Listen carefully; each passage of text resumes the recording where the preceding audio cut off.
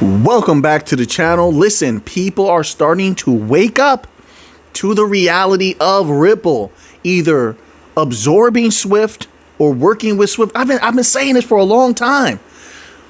They're putting the pressure on Swift. If you watch their movements, there's no way around that. The things that they're saying, and on top of that, once again, look at what's happening with ISO, okay? The deadline that Swift has with ISO. Then think about how easy it is to integrate everybody, to bring everybody on ISO if they integrate with the XRPL, right?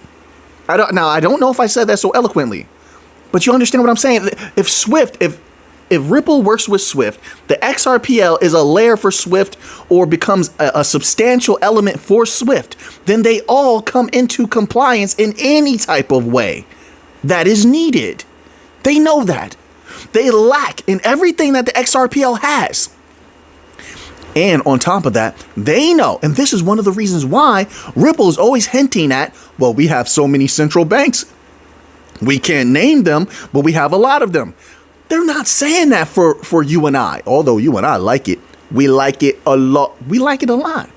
But that's not for us. It's for Swift. If you do a search, right? Just do a little search if you get a chance. All right. I know you're busy out there. You do a little search on Ripple's comments about banks or Swift and just look at their general recent comments. Most of them appear to be putting pressure on Swift. Banks are salivating at the mouth. Remember, we read an article that literally said that. At the possibility of utilization of DLT technologies, of utilizing XRP and the XRPL. They told on themselves the other day. Did you see the article the other day? What was it about SBI? They told, folks. Now, they elaborated on what Ripple was talking about. This all ties together. Let me build here. Let me cook. They elaborated on what Ripple was saying. Now, Ripple was like, well, we're going to do this with BNY Mellon, RLUSD. What did SBI say? Their partner. They said, oh, yeah, well, this BNY Mellon is going to help XRP become even more dominant.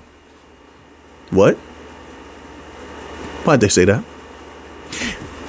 The banks, XRP, Swift, it's all a play to take those thousands of banks from Swift.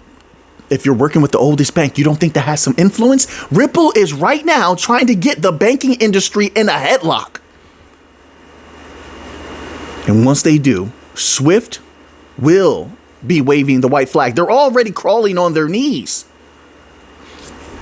It's going to be, don't worry, we're going to jump into the article. Don't worry about it. We're going to get there. They're already crawling on their knees. It's going to be interesting. When this September comes, folks, we need to be observing very closely. Don't worry. I'm going to do the absolute best I can. Just in case you're busy or something like that, don't worry. You can come to this channel. I'm going to give you that news. We need to be watching if these banks comply with the Swift deadline. If they don't, and they just simply pay the fine, okay? Because they can do that. They have the capital to do that. If they simply pay the fine, that tells me it doesn't necessarily mean that they just couldn't implement the standard or the technology to uphold the standard. No, that tells me that they may be waiting on something. What that something could be? The new financial system. Everybody's waiting on it. That's once again.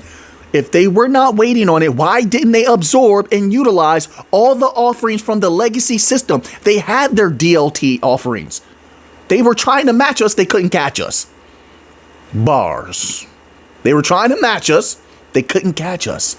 But they still had their offerings out there. They were offering it to everybody. But who accepted? Nobody.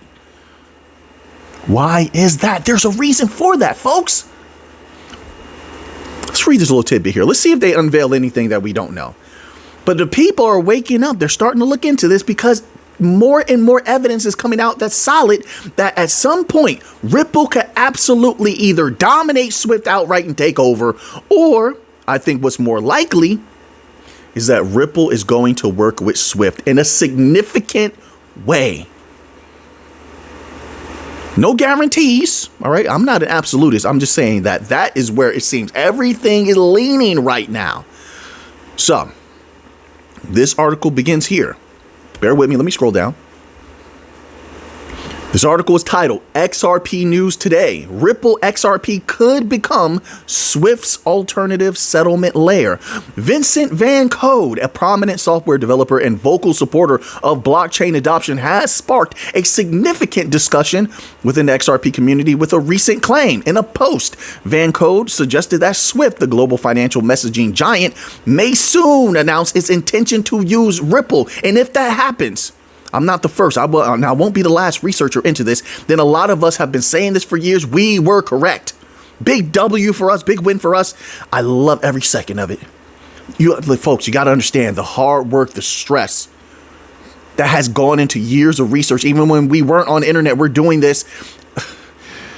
And we know we're on the right path. Everything seems to go against you. Everything and everyone's telling you, no, no, no, no. So to have things occur and show that you were on the correct path the entire time and were right in trusting yourself, nothing feels better than that. Nothing.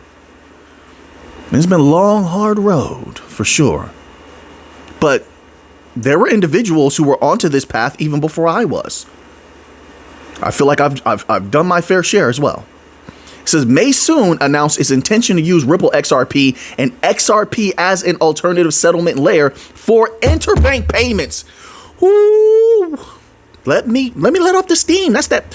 Woo! When you got that steam, you don't know how excited that makes me. It doesn't have to make you excited. I'm not here to do that. That's not my intention. I'm just being myself. Folks, when I think about those interbank payments, oh my word, I don't want to even say the number that I think XRP could go to. If it takes a significant amount of interbank payments, it's over in a way how we used to say it, where you're about to see the mountaintop. The golden age is 100% there. Minds are about to be blown. That's how I feel. Not financial advice at all whatsoever. You make up your own mind. Do what you want to do. Not a financial advisor. All that jazz. I only speak for me. That's it. Folks, we've gone over this years ago multiple times. Interbank payments scale into the quadrillions, right? Remember, we're talking global, a global system that will be able to have access to banks that Swift never did.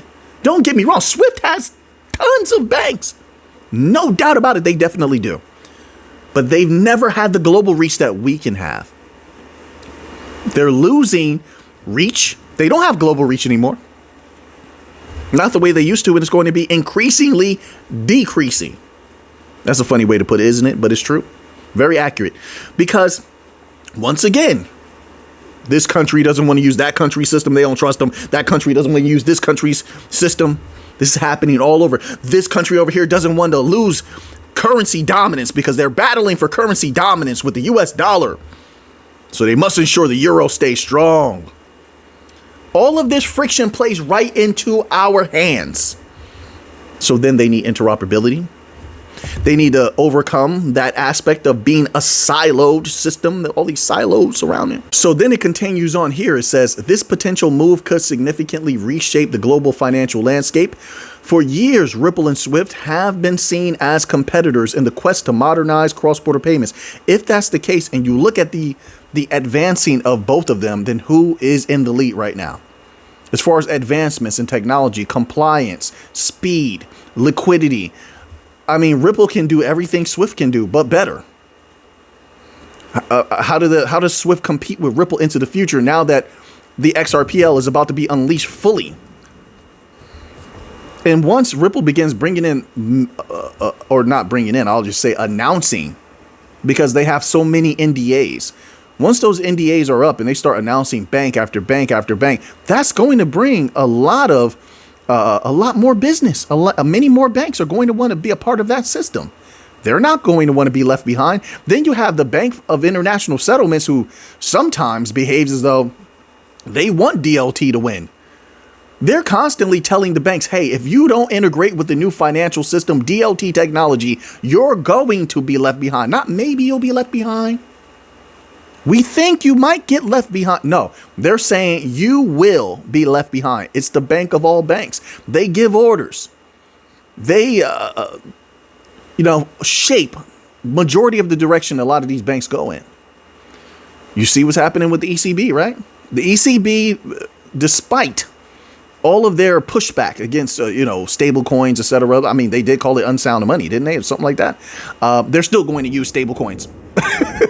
they're still using a company that's building on the XRPL and using XRP and whatever that CBDC project is they're trying to get off the ground. Now, correct me if I'm wrong. Was that CBDC project that was wholesale? Right. What type of value is moving through wholesale payments? Let's be more specific. What type of value is moving through wholesale payments in Europe? Right. Take a look. See, when you start asking questions like that, the numbers that begin to pop up are very, very beautiful. Muy linda. Yeah, they're very beautiful. So now it continues on here. SWIFT, with its extensive network of over 11,000 member institutions, they do realize that we already work with banks that are a part of SWIFT, a part of the SWIFT system. So if we can take a few banks from them, we can take even more. Right? You have to have that mentality. Ripple has that mentality. If you're in business, you better have that mentality. If I can take a little bit of my opposition's audience, customer base, I can take more. So I'm going to push harder. I'm here to win. I'm here to make capital. Put yourself in Ripple's shoes. A lot of you are small business owners or medium-sized business owners on up. Right? You've made a lot of value. You've done a lot of good business. I know you and I both know that. You know you have this mentality. We're trying to grow. We're trying to crush the competition. Our product is the best and nobody can defeat us. Nobody has it better than us. Nobody's more reasonable. And we're always looking to grow. Ripple has that same mentality. This 11,000 banks, we will chip away at them. What happens if we have, I don't think 1,000 banks is anything far-fetched whatsoever. 2,000 is not far-fetched. We start getting that 4,000, 5,000 bank range. And I think we can take that. Unless, like I said, we bring SWIFT completely to their knees. They're waving the white flag. We will take a percentage and move a percentage of value for all of those 11,000 banks, but more. We can connect to banks outside the SWIFT system. That's another tempting thing. Do you believe? Just you tell me. And while you're telling me, take those two strong hands, make a fist. You have this strong finger here. You have this strong finger here. You've been working out all week. You've been drinking water. You're feeling strong. You're mentally strong. Take a little bit of that strength. You can spare a little bit and press that like button. Boom. Boom. Press that like button. Now, what happens to that price of XRP or Solana or Chainlink if we take a piece of that 11,000 banks? They're all already acting on it. You see how many banks Chainlink is working with? You see how many banks Ripple claims that they're working with? Oh, we have all these central banks. They have a lot of commercial banks already. We know about that. Look at the list of banks that have tested out the XRPL. Do you think it's not going to grow? Some of them tested out the XRPL 2-3 years ago. They were satisfied with it. Do you believe that's where it stops? They want to make money. They want to make value. I like to say money. It just feels better. But I should say value. They want to make unbelievable amounts of value. They want to be able to access a customer base they never did before. They can only do that through the new financial system. They know that. SWIFT knows that. SWIFT wants to access banks they never accessed before. 11,000 banks. How many banks are there in the world? Huh? You know that? Wait, let's look it up. You know what? Hold on. Bear with me one moment. Let me go here. We're going to type it in. How many? Let me move the microphone just for a moment. How many banks are there in the world? And I know it's a shifting number. I'm aware of that, but we're going to get an estimate. Question mark. Yeah, I told you I'll put the question mark. Why not? I know it's a shifting number because banks are closing constantly, banks are opening constantly globally. It doesn't matter. We just want to get a roundabout idea. Then we can brainstorm. Nothing's more powerful than a thinker. Nothing's more powerful than thought, than using your mind. So brainstorming is a powerful tool to have. Most people do not do it, but you and I do. So I want them to give me a total. But here's what they say. Based on available data, IBIS World reported that there were 10,153 global commercial banks. Forbes identified 328 financial institutions on its 2025 Global 2000 list of world's largest banks. In the United States alone, it says the number of commercial banks has been declining, with the FDIC reporting 3,928. Let me just see something. Give me a total number of all kinds of banks. That's probably not the best way to word it. That's where we're going to go with. Let's see. The importance here is just to get to the information that we're trying to acquire, right? No matter how you put it, no matter how you phrase it. All right, so now hold on. There are, it says, investment banks, and these focus on corporate finance. So I guess we're going to have to put all these numbers together, folks. So there were approximately 22,891 global investment banking and brokerage businesses as of 2024. Of course, they include credit unions here. It's funny. We used to talk about the credit unions and how DLT is going to dominate. And that was back then when they were putting out information about it. You know, it's actually interesting. I haven't seen a lot of info on that in quite some time. Why are they keeping that quiet? But nevertheless, it says here, as of late 2024, there are over 86,000 credit unions serving 375 million members in countries worldwide. Will dominate those as well. Absolutely. Then it continues on. Central banks. There are approximately 214 to 225 central banks in the world. You don't think we have a good percentage of that? We can't take a good percentage of those. I think we can. Who's better than us? Who's better than the XRPL, Solana, Algorand, Stellar, Chainlink? Who's better? Listen, these bank coin companies, in my humble opinion, haven't begun to shine just yet. We've just seen flickerings of the light. We haven't seen the flashlight turned all the way on. The hallway switch hasn't been flipped to full capacity for us to see absolutely the brilliance that is to come. That makes sense. I might have layered a little. I might have put a little too much on that. But I'm trying to. I have these visuals in my mind that I'm trying to convey on screen. That's pretty difficult sometimes. I got to tell you. So I try to paint the picture with words, but it can be with great difficulty. Folks, I believe we could take a good percentage of that. I do. What if we get 100 central banks? You don't think we could get 100 central banks? They're so antiquated. They're cut off. Okay. I'm gonna point this out. I don't know. I'm giving you a lot today. I know. But this is what you want people to give you more for your time. Big bang for your buck, so to speak. This is that version of that. All right. So that's what I'm trying to do. Look at how the central banks are torn. They don't know which side to stand on. I'm talking about the supervisory entities like the BIS, the ECB. 1 minute they're on this side, next minute they're on that side. They don't know if they're standing with Hong Kong and over there in the East, or they're standing with the West, because they have a lot of ties to both. But they're both, once again, there's fragmentation. There's a divide there.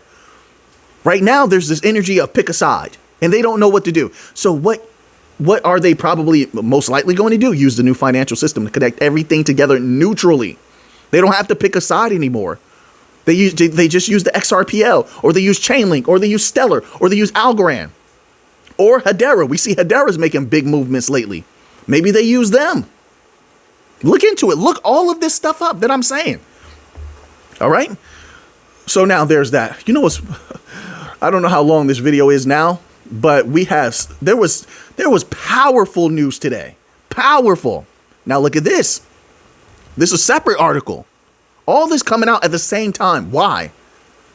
Is it just maybe researchers have that thing of great minds think alike? Or is someone pressing a button? They want this information out there. They're trying to let the people know. I mean, you tell me. I'm playing with thoughts on my own, but you let me know. Now, this article is titled Ripple's 21 trillion dream. Trillion, folks. What capturing 20%? Not 100, 20%. You don't think we could do more than 20% over the next 5 to 6 years? Maybe not. I don't know. I believe that we can, though. I believe that we can. It says what capturing 20% of Swift volume means for XRP. Ripple Labs, crypto payments company, continues to set its ambitions and those of XRP higher than ever as it edges closer to disrupting global financial messaging giant Swift. So now, you remember they had a report that says after Ripple CEO Brad Garlinghouse previously projected, Garlinghouse himself, undeniable, nobody can go against it, that this is what they're trying to achieve. All the money, we don't need all the money, we just need this. This is a good beginning point. Garlinghouse himself says previously he projected that XRP could capture 14% XRP. I like to say that with emphasis. You have to sometimes. Sometimes it's good to be quiet. There is a power in silence. 100% there's a power in silence. And other times, and we all have to make this judgment, there's a balance to everything. Sometimes you have to know when to roar like a lion. You ever watch lions out there in the wild? They're real quiet until it's time to act, and then they roar powerfully, and they have everyone's attention. Once in a long while, sometimes we have to roar. XRP could capture 14% of Swift's volume. New estimates now point to an even bolder target. Once again, see what this proves what I'm saying. I believe it does. I believe it supports it. That when these individuals like Garlinghouse speak, and I mean no disrespect, they lowball you every single time. They're giving you low numbers. They don't want you too bullish, but they can't lie to you outright. Because they know somewhere, there's a lot of us researchers now. There wasn't when I first got here. There's a lot of researchers now. And they're good. They're very good. They're going to expose it. So they can't outright lie to you, but they can tell you a little bit of truth and undercut it, lowball it a little bit. 14%? No. Absolute. Not after what I've seen. No way. No. Not as dominant as this technology is. No way. No. But it continues on. A new report by Paul Barron, a technologist and crypto analyst, has revealed an updated forecast for Ripple. The report highlights XRP's growing potential to take on Swift in cross-border transactions. Ripple's ambitions in the global financial infrastructure are becoming more tangible. I love how they put that. Beautiful. As new projections suggest that XRP could eventually process up to 20% of Swift's transactional volume. Shout out to this individual here, Paul Barron, for doing that work. Oh, yeah. Folks, times are changing. Times are changing. So that 20% of volume would translate to approximately $30 trillion in annual value flowing through the XRP ledger. What would it do to that price? All you need is your calculator or your AI, and it's going to blow your mind. Consistent flow, and that's just where they begin. We're going to see, I suppose. This is just thoughts to play with, and there's no guarantees. You know, I'm not an absolutist, not at all, not at all. And I like to hear out everyone's views and such like that. Doesn't mean that I'm going to absorb them, but I hear them out. But those are just my thoughts. Now let's get on to a little bit of this Bitcoin news. This is probably going to be a little bit of a longer video, but we're having fun today. We're doing good. We have good energy today. We're vibing, as they say. We're vibing. We're chilling. Right? Now, this article here is titled, look at this potent news today. Bitcoin headed for 36 more public companies by the year's end. If that's not bullish, folks, I don't know what is. The corporate Bitcoin adoption race is, quote, mostly being spearheaded by brand new companies or dying companies. Either way, I don't care, as long as they bring that money to us. And we're going to take, in my humble opinion, not financial advice. I don't know what you do. I only speak for me. I know what I do. I'm going to take as much money from these companies as I can. It's been done before. Going to do it again. That's how I feel. Brand new companies or dying companies you've never heard of, unquote, says Blockware. Blockware Intelligence predicts that by the end of 2025, at least 36 more public companies will have added Bitcoin to their public balance sheets. Imagine how many more are coming. Everybody's going to want in. When I say everybody, I mean companies. They're going to drive that price through the roof, and I'm going to take that money from them. 100%. That's how I feel.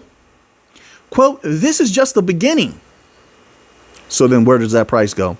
In the next six months, we expect at least 36 more public companies to add Bitcoin to their treasury, unquote. Blockware said in its Q3 2025 market update report. Once again, this is their opinion. This is based on their research. It doesn't mean it's a guarantee, but I believe that if we just boil everything down to its quintessence, over the next year or two, you're going to see countless companies jumping in. How fast they do that, I don't know. Do they do that by the end of 2025? How could anyone really know that? Unless the companies themselves tell you, which they're not going to do. Right? So these are just estimates, but it gives you an idea that, okay, well, I'm seeing that a lot of companies are coming from this angle, from that angle. So what it boils down to is that a lot of companies are coming, and that does support the idea that Bitcoin's price is going much, much higher. Right? All right. It says this would represent around a 25% increase from the current total of 141 public companies holding Bitcoin, which is showing green right now at $120,161 at the time of this article. And at the time of this video, once again, make sure you're checking your numbers because this video is released much, much later in the day. And we know how dramatic prices can change in a matter of a day's time, right? So this is all according to the firm's data. All right, so we're going to leave off there because I have no idea how long this video is. I hope you enjoyed it, right? I did my absolute best. So now that you have that information, what are you going to do with it? I know what I'm going to do with it. So until next time, everybody, let's get to the money.